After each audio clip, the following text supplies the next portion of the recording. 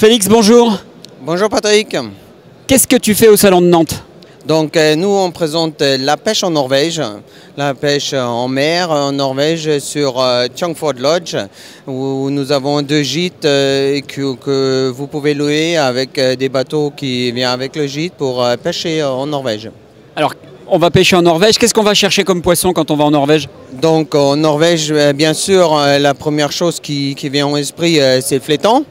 Et parce que c'est le rêve de beaucoup de pêcheurs, qu'on peut tout à fait pêcher le flétan chez nous.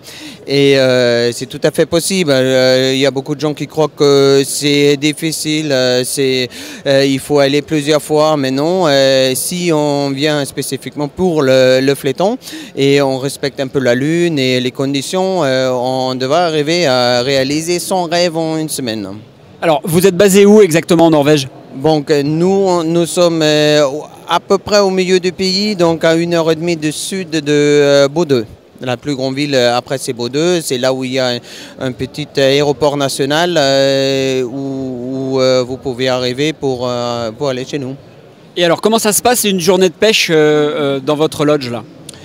Donc là, il n'y a pas de formule typique parce que les fêtes qui sont extraordinaires en Norvège, c'est pour moi, au mois de juillet et août par exemple, il fait jour 24/24. Donc on peut y aller quand on veut.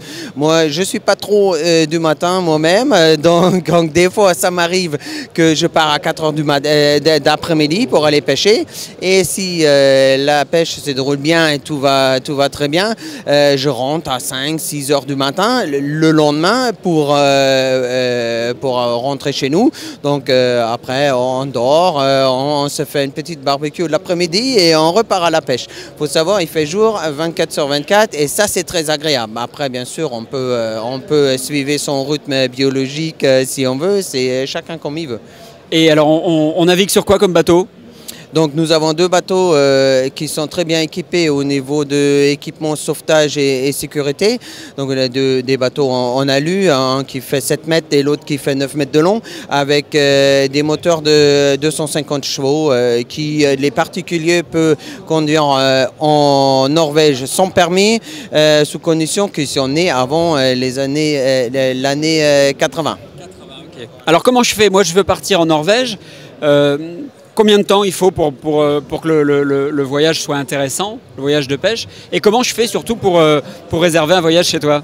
Donc vous pouvez réserver un voyage chez nous en internet. Bien sûr, on est présent en internet en français, avec un site français, il y a tous les contacts.